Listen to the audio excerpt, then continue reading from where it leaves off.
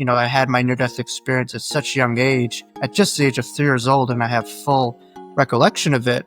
And also, you could imagine how that would complicate, my life's trajectory, and certainly we could get into it. But I had certainly an up and down childhood. Started therapy at 10 years old. I was always kind of like what you're doing in a way, always questioning reality. Because when you're a kid, what are you told to do? You're just told to be normal, to fit into a box, and to comply. And when you have this near-death experience, all that kind of goes out the wayside, and you just say, hey, I am not who you think I am. I'm not who I've been taught who I am. And I'm a infinite soul in this body that all the world is seeing, but there's so much more beyond the surface that you recall. What if I told you that everything you know is just the beginning?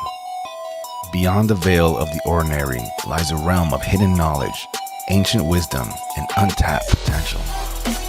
A place where consciousness expands, reality bends, and the impossible becomes possible. You weren't meant to stay asleep. You were meant to awaken. Open your mind, remember who you truly are, and step with me beyond the frequency 369. Hey, before you start the episode, if you're on YouTube or Rumble, like, subscribe, and hit that bell. You want to make a comment? Go for it. It's America. If you catch me on Spotify or Apple Podcasts, hit me with those 5 stars. I appreciate the support. Let's start the show. Welcome back to Beyond the Frequency 369. I'm your host, Cesar Pagan, and today we're speaking with Jacob Cooper, a licensed clinical social worker, author, and speaker who had a near-death experience at just 3 years old. That moment gave him a first-hand look at the afterlife, spirit guides, and even past life memories. Things that most people don't get to remember.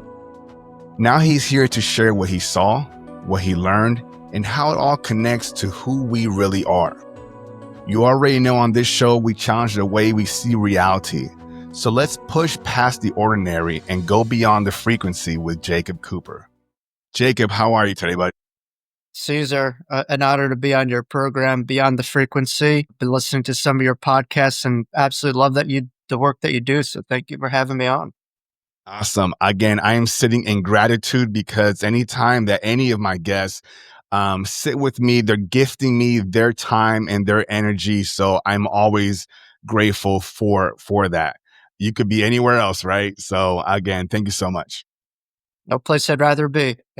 Thank you. So Jacob, let's get straight to it. So I mentioned in the introduction that you had a near-death experience, and that's why you're here to talk about it. But before we get to that, can you tell us a little bit about who you were before you started really getting into what you do today, before we get into the story? Yeah, great question, Caesar. I think it's an important question because a lot of times people will have a certain conception about near-death experiencers, and oftentimes they'll be put on some degree of a pedestal where you have this all-knowingness to you, or that life is just so much easier for you. And while that might be the case for some, it certainly was not my, personal case. I had my near-death experience at such a young age, at just the age of 3 years old, and I have full recollection of it.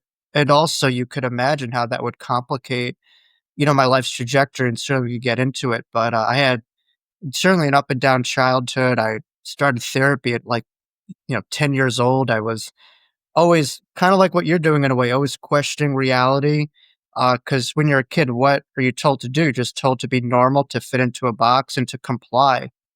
And when you have this near-death experience, all that kind of goes out the wayside, and you just say, hey, I am not who you think I am. I'm not who I've been taught who I am.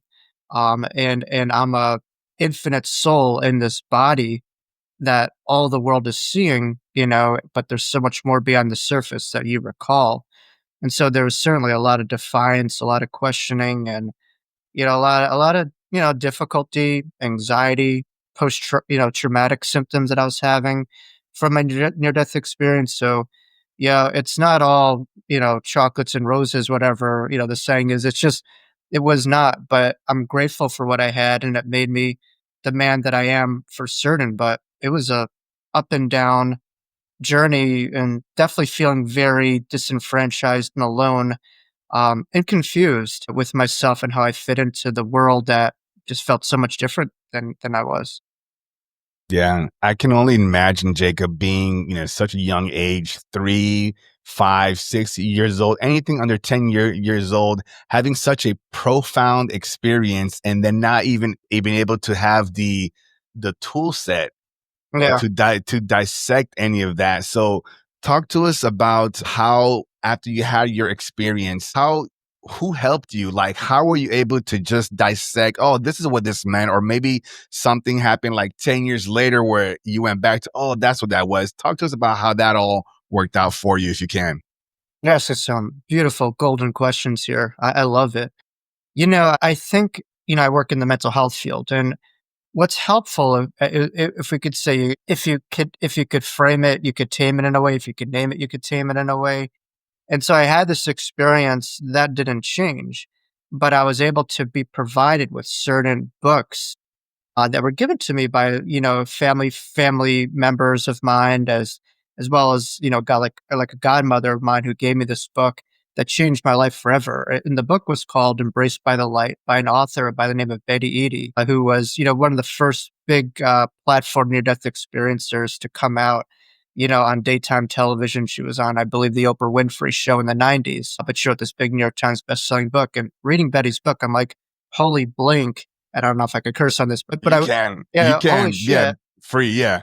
holy shit, you know, this is a thing. Someone else has this, and there's a term for this.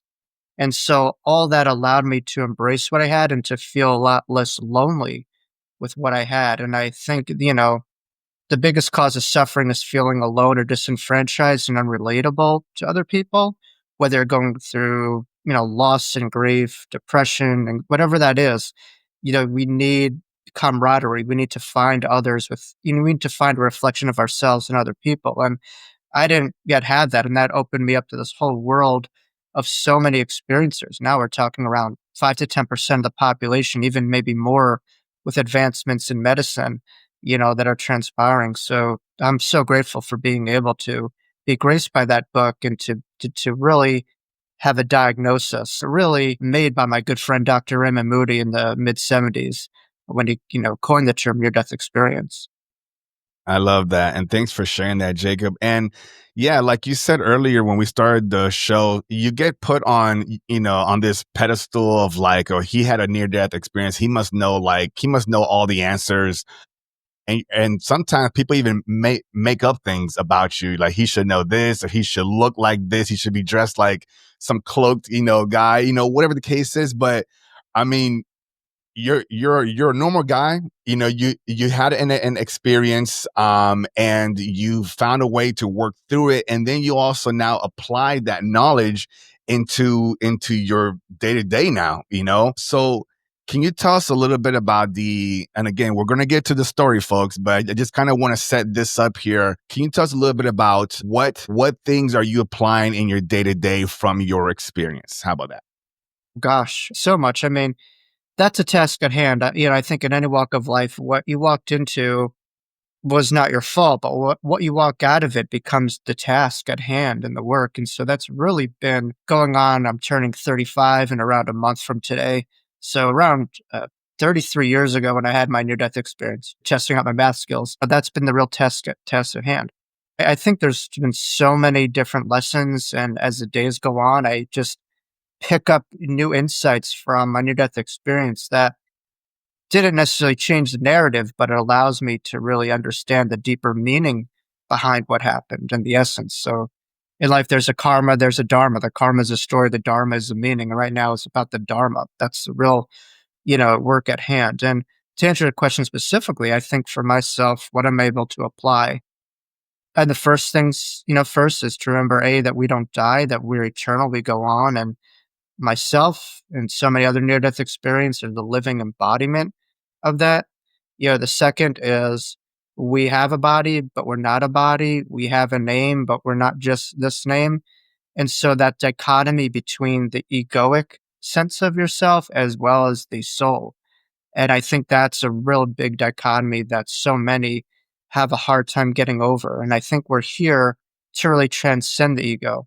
And I think that's a big barrier with people being able to really embrace who they really are. Because I think to find yourself, you have to be willing in a way to explore as well as losing all those things that you really thought were who you are. Our experiences aren't, the full totality of our whole story. They're just maybe a couple pages of an infinite book. And so for practicality standpoint, you can only be, Caesar in this lifetime as you know it, and I can only be Jacob as I know it. From a broader perspective, though, having that awareness is helpful on a more of a global level. And I would say, there's so much to it, but the last thing is one of the most important things is the power of belief. I believe that beliefs play such a big role in behaviors. And there's a symbiotic relationship with how we view God and how we view ourselves and how we view ourselves and how we view God. When you're able to have an unconditional sense of love towards yourself, that invites room for an unconditional understanding of that which is of divine. And that will in turn allow you to treat those that you encounter in a much different sense because the task at hand is really to find ways to have your love stronger than the judgment that you might pose on someone else. As to me, no matter what you throw at God, God's love is greater than that. And so I think a lot of people walk around more evolved themselves in their interpretation of God, more evolved in the love that they have, the compassion that they have, the empathy that they have, versus this box of belief that they have, on God. And so when I came back from my near death experience congruent with so many near death experiencers. What I could say is a cliche as it sounds, but it rings true that God is love. And that's all that I was able to see. There wasn't a judgment. There wasn't like some man with a long beard and a throne tallying up my scores and all these things. We judge ourselves. God loves us. Yeah, well said, Jacob. Yeah, we are more than just the meat suit. One of the things I have on my website, what we're trying to do here on this show is trying to help people remember who they are before the world convinces them otherwise. You Yeah. know, and we are, a lot of people do live this life thinking that they're humans trying to have a spiritual experience, but it's the other way around. We're spiritual beings having the human experience. Yeah. And we just get lost in that. So I'm glad that you're doing the work that you're doing. So now the people, they want to hear, so let's talk about it. Can you go ahead and start telling us about your story, and let's go from there? Yeah. I love telling my story because it just takes me into that place. And Caesar, so many near death experiencers will say that they feel at times a degree of homesickness with the other side. What I could say to viewers is you don't have to. By remembering who you are, remembering your story, connecting to higher consciousness, heaven is not a place you put on the GPS. It's a state of consciousness, it's a frequency. And so from hearing these near death experiences and talking about it, we're not waiting for heaven. We're creating it right here, right now on your channel. So thank you so much for that because it is indeed a state of awareness. Yeah, I had my near death experience September of 1993 at just the ripe age of chronological years of 3 years old. I had a condition called whooping cough, otherwise known as pertussis. I went to a playground and, that just kind of like short of it is I suffocated as a result of this cough, where all parts of my body, including my brain, literally just snapped in half, and that's when I felt, the presence of God, came in. I had an experience where I went on the classical symptoms of near death experience, such as a tunnel. I felt my frequency rise to an infinite, rate, and I felt, vibrations, and there was just endless euphoria that I felt, which is something so foreign into this lifetime. We're so used to having like a cap of how good we could feel in this lifetime. And on the other side, there's no limitation to what I experience. There's no limitation in time. There's no limitation in love. There's no limitation in euphoria that I felt. And to the right side of my brain, I was able to understand, which now corresponds to the creative side. I was able to see this beautiful golden palace that was shimmering and shining so brightly, and angels just like behind me floating all around it. And it was just so mystical and divine that I almost had to shield myself because it was so potent, yet so familiar at the same time. And I felt a consciousness or a frequency of what I call the Christ frequency, the Christ consciousness that was with me at this time. Because in this moment, I just felt a sense of fear. Like, how would my parents think, that I'm crossed over? And I just was like, what would I look like if I lived this life? What would my life be like? Like, I was just uncertain that I didn't feel like I wanted to go just yet, but I wasn't sure. And I just felt with this awareness that no matter what, even if I stayed or go, that all will be well. All is well, was well, will be well. In the grand scheme of things, was this feeling that I had, and it just was just so soothing to the soul, and it's very congruent with what Lao Tzu discusses, where in the future you're promotive of anxiety, or the past you're promotive of sadness, and in the now is where you find the eternity, the eternal peace. And I felt that. I really sensed that. Then I just felt myself with my guides going down, and my guides, there was a male figure and a female figure to the right and the left side of me that I was able to really feel and see very clearly. They were beautiful beings. They were massive. They were familiar. And I just felt a sense of reunion with them. And then I saw my body on the floor of the playground, and everyone was around me, and just kind of tapping on my body, calling my name, and I wasn't responding. I felt a sense of my form that was next to the body, and that's really for the first time in this lifetime that I remember that, oh, but I'm not all this. But if I'm not that, then who am I? And I just saw that I was just eternal soul that was not just of the body, but was rather just using this body. And all the people that were with me at the playground on that day, I was able to see them for a much different level. I mean, most times we see people through our own box of how we see them based off of, mostly projections or just the set limitations that we have. But I was able to really see their soul, and it was beautiful, and all the angels around them and their auras and everything. And just looking back in it, it reminded me that everyone at their core is a spirit. Everyone at their core is magnificent. And all of the things are just barriers or separations from that beauty that which you are. And slowly but surely, I saw all these childlike angels that were floating right in front of me, as if they're right here, all around us. I could tell you firsthand, but you just take a little dial, you turn it up like a teensy bit, and the other side, and all the angels are all around us, infinite. And I just saw they were peacefully floating in front of me. Whereas my spirit guides, they had their own distinctive characteristics, and they were very invested in myself, where the angels that I saw were very much invested in the planet and sending healing. And that's what I was able to see within them, that they didn't expect anything back in return. They had no identity other than just to give love, to give healing. And I was looking at them, but they were just looking forward. They were just weren't looking at me. They were just looking in the distance, where the guides are really concerned and connected to me. And so they were just giving without accepting anything in back in return. Slowly but surely, I was able to see members come forward from my own, soul pod or soul family, which we have players from that family that come in to this Earth school, and some people hang on. But to me, it's just a ray of God, a frequency of God that you connect to throughout different lifetimes with different, soul members, each playing different roles and their own different acts. And slowly but surely, I was asked a big question, which is, what would I do? Would I stay on the other side, or would I continue my life as Jacob? And I had really no idea it was the hardest question I had to ask. And it's rare. I mean, probably around 70% of near-death experiencers, they estimate maybe a little bit more, are told it's not your time. You have, such and such to work on, or you're tied into the karma between you and this person, whatever that is, and they're told it's not your time. Talking about a big question for a young 3-year-old, but again, to specify, I was not 3 years old, had my near-death experience. I was 3 years old on the earth plane, but this was an experience of my soul, which went far beyond my 3 years of life at this time. It was ancient, thousands and millions of years old, So, but I just said, I really don't know. But if I will stay, what will come of this life? And then that's when I had a lot of classical examples of a near-death experience, and I was able to have a life review. You could say, Jacob, that was probably like the shortest movie of all time. And as I think Abraham Lincoln might have, said this quote, if not certainly he lived it. It was, it's not a matter of the years of your life, but rather the life within your years.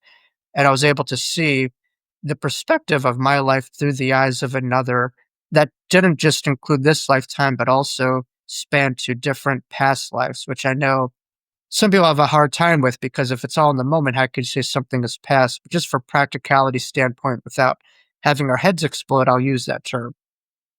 And so I was able to really see and experience a lot of different past life memories. And the closest one that I had was a lifetime in which, I had a death by suicide. I don't say completed suicide. I don't even try to use the term death. I just said I crossed over due to that decision.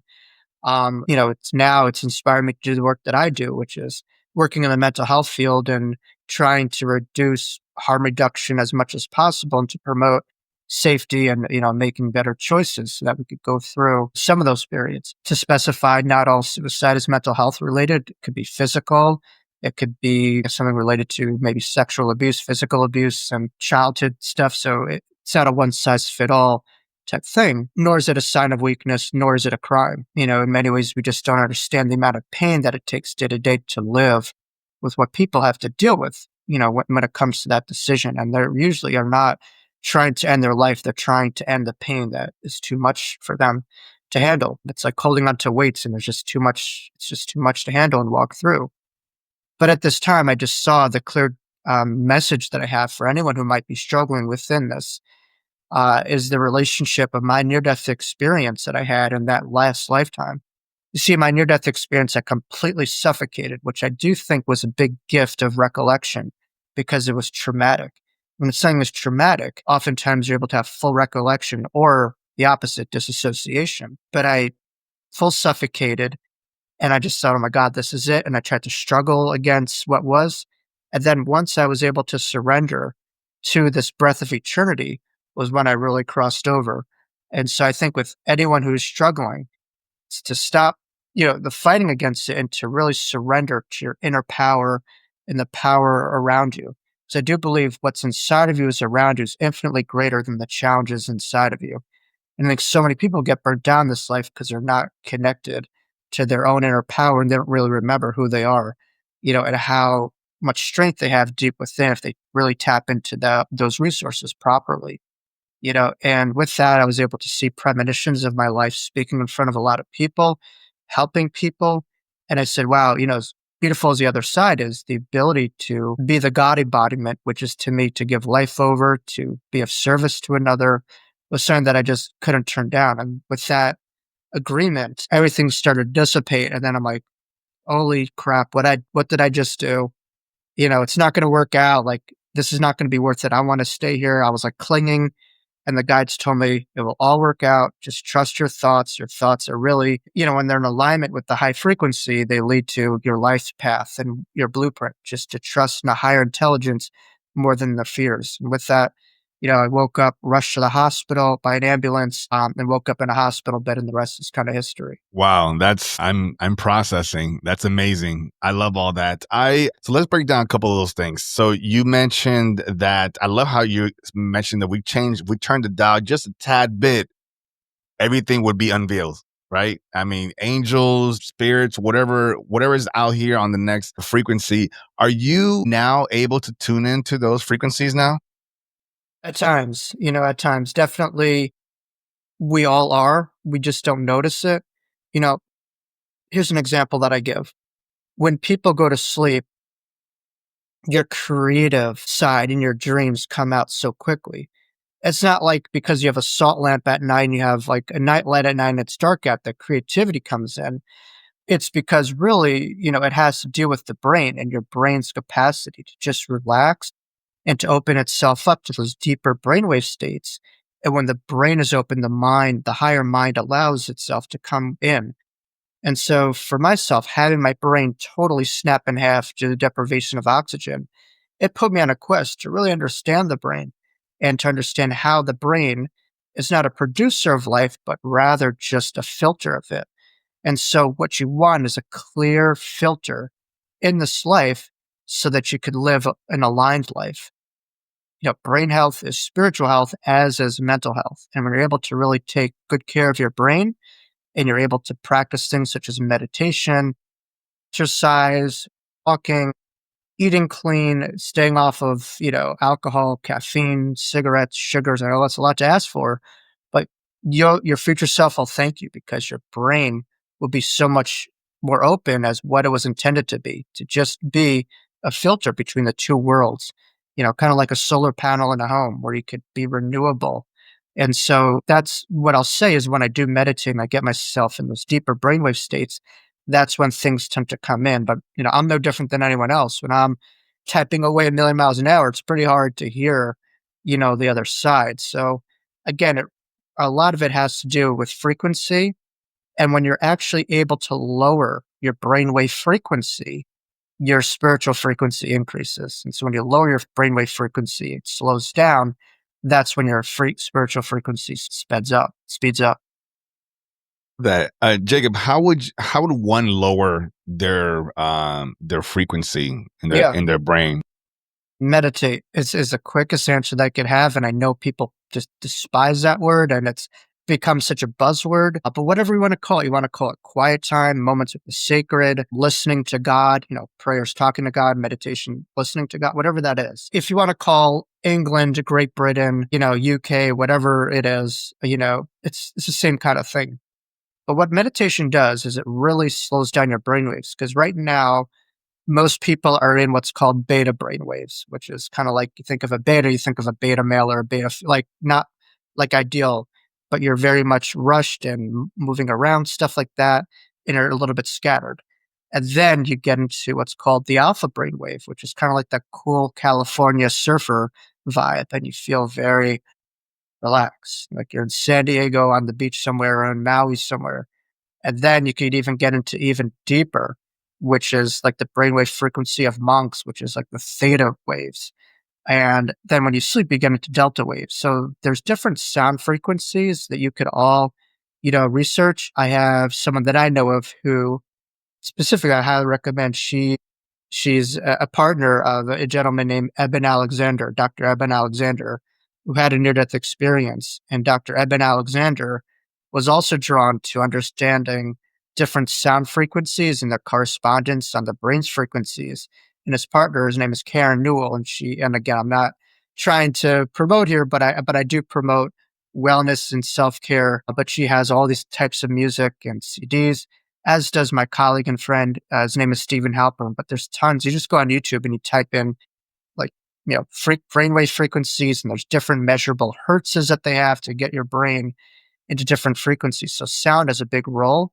If you don't just like sitting quietly, definitely doing some sound training, sound healing, singing bowls, listening to different music with different, note correspondence is very significant, I would say.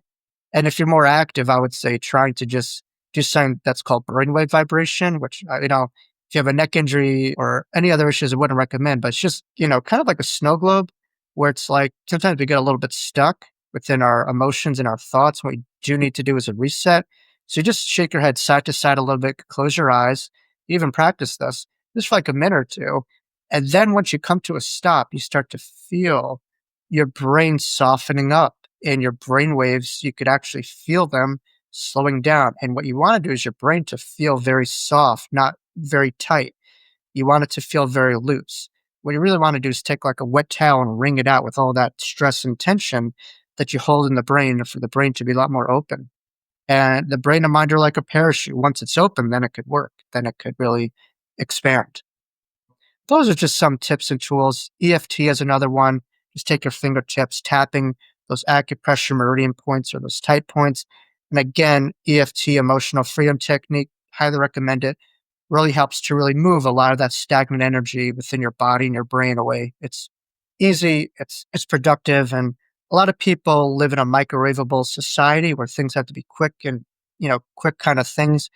And so you don't have to go to the Himalayas and meditate for weeks on end. You could do it just in a couple minutes before you go to work and just notice the shift that you have within yourself from just a minute or two. All it takes is a minute or two, but people just don't have that time, it seems. And they do. Yeah, they definitely They they don't make definitely it, but do. they do. Yeah. Exactly. You got to curve some time for for yourself, and we hear that a lot from experts and counselors and things like that. But people just feel they have this not innate feeling, but this programmed feeling of like we have to keep going, go, go, go, go. You know, you see the kids nowadays, that they like to watch the short clips, and then they're on to the next. Like they can't sit down and watch a full length, 90-minute, I don't know, Yeah. cartoon or anything like that. So yeah, the program's getting pretty thick. I like how you gave some of these techniques. I was actually shaking my head as you're talking about the snow globe. I think a lot of us were probably doing that too. So just don't do that while you're driving, guys. No, no, and I don't think Caesar was disagreeing with what I said for those who have the volume on mute, but no, I don't, but yeah, Yeah, yeah, definitely not when you're driving, you get pulled over. I don't think, officers would understand half this stuff, yeah. yeah. They're like, we saw you shaking your head. We had to pull you over. So Yeah, yeah, but yeah, and you're right. Meditation, a lot of folks just kind of get that cringe for that word, but I think it's just a lack of understanding of what it is. Now, correct me if I'm wrong, Jacob. I believe that meditation is just being present. So you can be present washing the dishes, cutting the yard, listening to music, and you know cleaning your car or something. Right? Is that about right? yeah, and a lot of what people would refer to that is, mindfulness, which is again another big one. There's many forms of meditations. There's transcendental meditation, TM, but I think the most productive is the one that you just illustrated, is mindfulness, because that really allows us to be present in the present, to be here, to be alive when we're alive. And just that illustration that you have with so many of these kids who are just going through reels. And it's like you look at your life review, most of our lives are going to be like this when we look at it. The phone right in front of us, we have this beautiful world all around us. And I do believe the quality of your life is the quality of your focus. And if all you're focusing on is just these reels and you're just disconnected from the beauty around you, it's going to be harder to find the joy in life, and it's going to be harder to live a full fledged life. So, yeah, meditation really allows people to make the fullest experience of their lives while being here while they're here and not somewhere else. Yeah, absolutely. Yeah, where the kids and even adults are staring at these screens, and it's like they're learning what other people want them to see, but what are you learning for yourself? You're just being fed stuff. So I want to ask you this. So you had your near death experience, and you didn't wait till you were 80 years old, and then you passed away, and then you saw the other side. You had it before your life even started, which is the complete opposite of what you hear on these stories. So would you, in a sense, I'm going to try to word this in the right way. Would you recommend, I guess, people to have an out of body or near death experience early in their human experience to then somehow live fully as a Yeah. human, if that makes sense?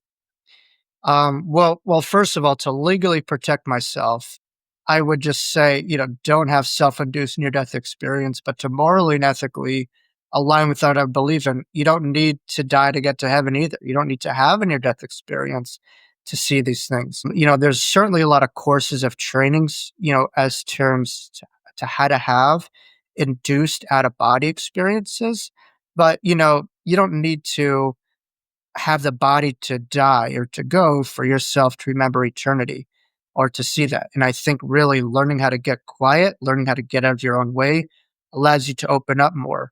And I do think, the quality of our life is the quality of our information in many ways too, as is the quality of our focus. And I think a lot of people are tuning into channels like yours because there's something familiar and evocative about what near death experiencers are talking about.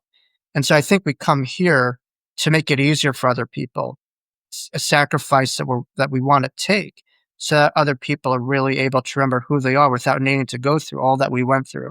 So, I mean, I've seen so many people who've transformed through doing the deep inner work and having, similar awareness and understandings of an NDE. And so you don't have to go to some place in Brazil and go on an ayahuasca tour. You can, or, jeopardize your health or your body. I don't think that's healthy at all, nor is it necessary. You just simply have to get out of your own way and allow yourself to open up and to be gentle with it and not force it or have expectations, and just to be aware of things that you see. But it will come in time.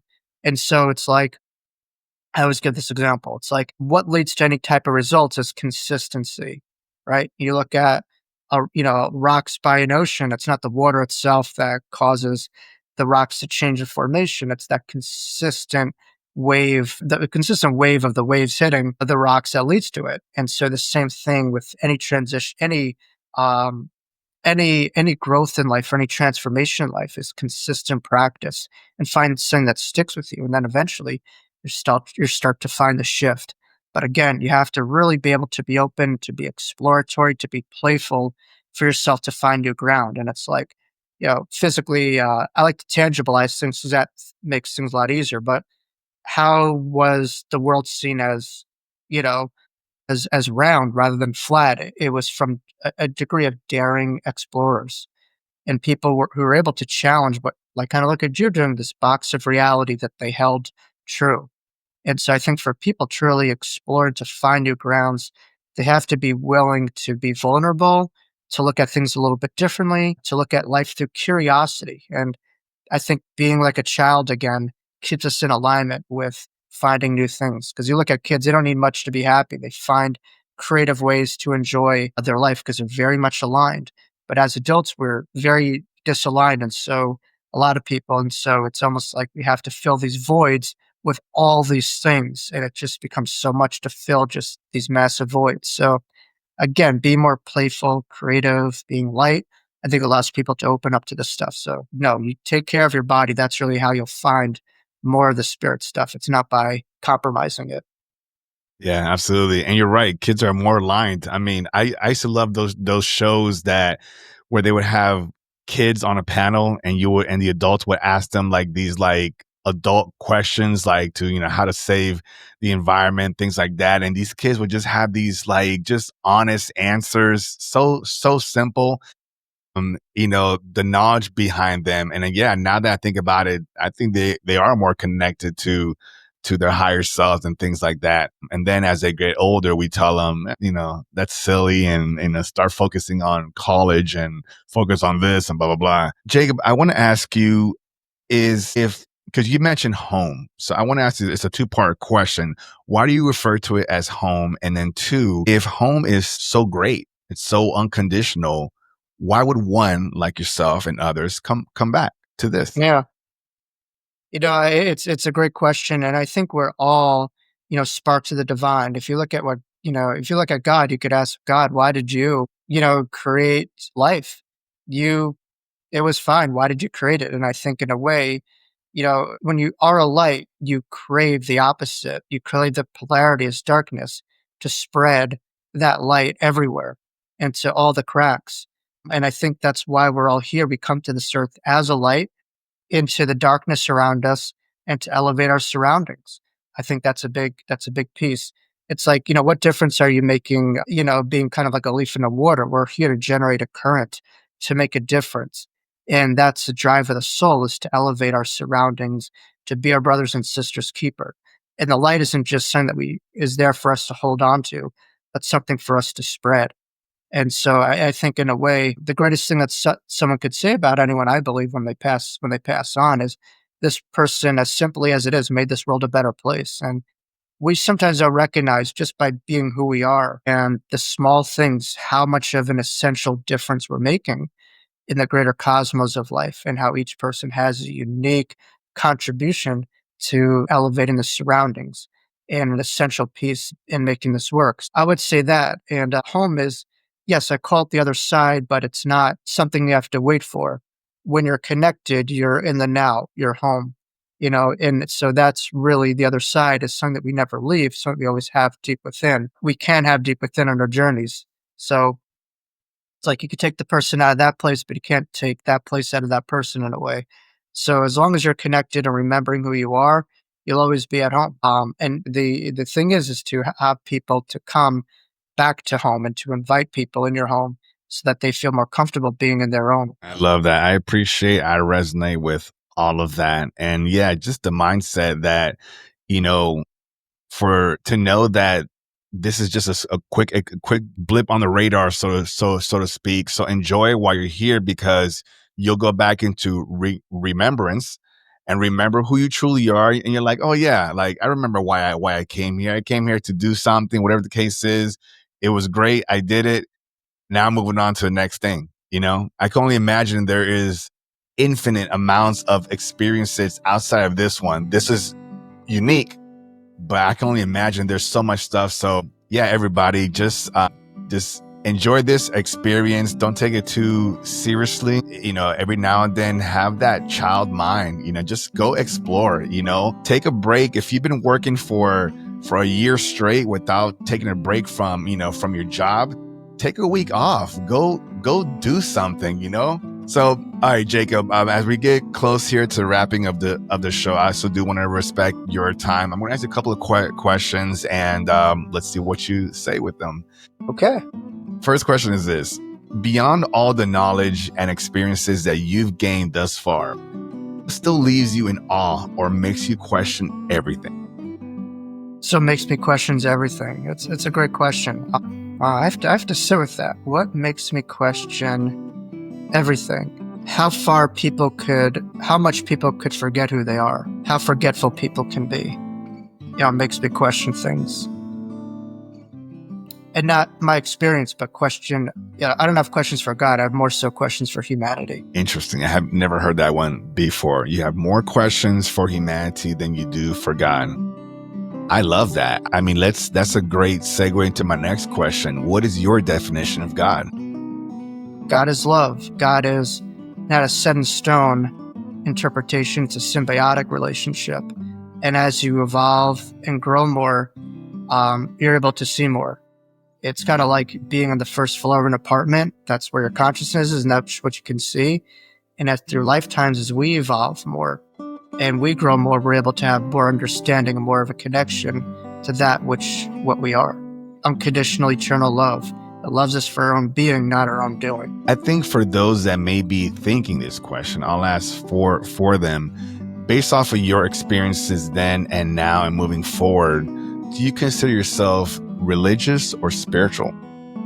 Spiritual, but I do honor the religion that I was, graced with in this lifetime.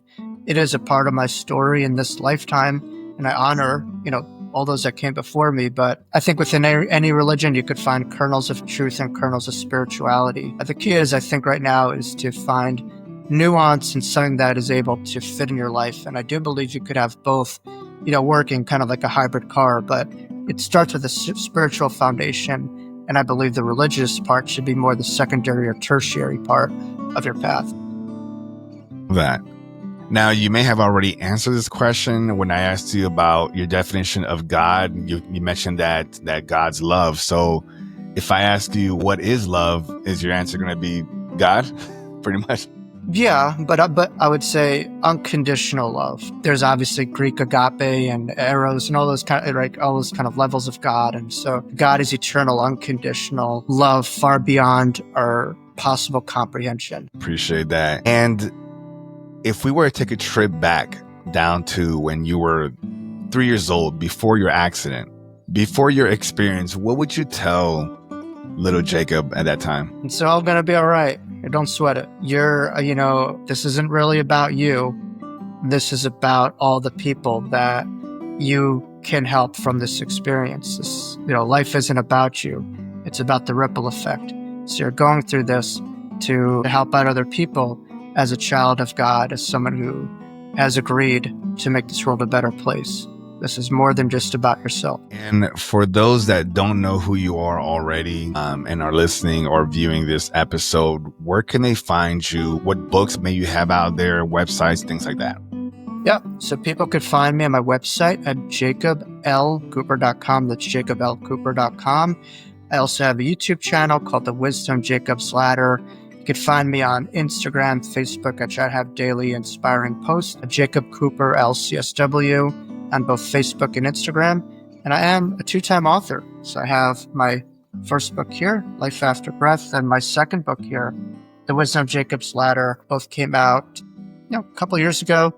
And hopefully, I'm 34 right now. So I published 2 books by the age of 32. I don't feel it's appropriate to drop the mic just yet. And I feel I have a couple more in me, but it has to come to me. It has to come through me, not from me. So I have to feel the calling. But I do love writing, and it's really helped me to connect to so many people, and they're able to take a part of their story and hold it and tangibilize it.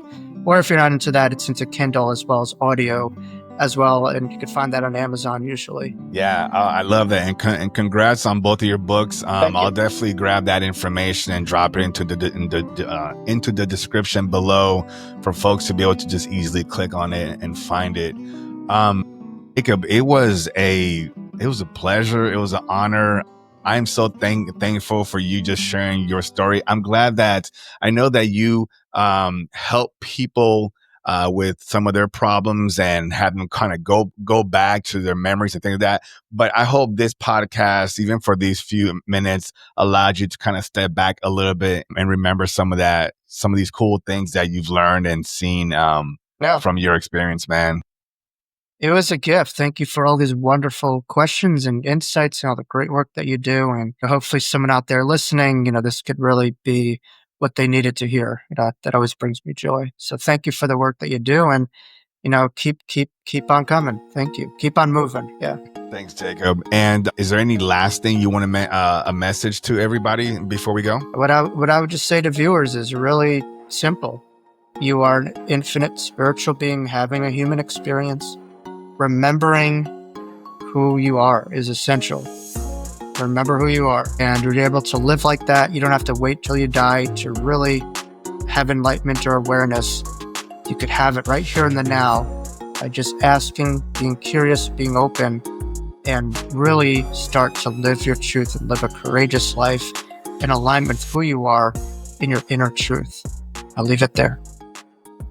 And folks, if you enjoyed the episode, like, subscribe it, and more importantly, share with somebody that you believe will benefit from this conversation. Even if you think that they don't, send it anyways, and hopefully they'll pass it forward. But the point is that we want people to hear this, trigger some memories, help them remember. Again, that's the goal of this podcast, to help you remember who you truly are before the world convinces you otherwise. And on that note, remember, guys, I love you. I hear you. I see you. I am you. Continue to ask questions. Don't be afraid to pull back the curtain and take a deeper look. Push forward, always reaching beyond the frequency.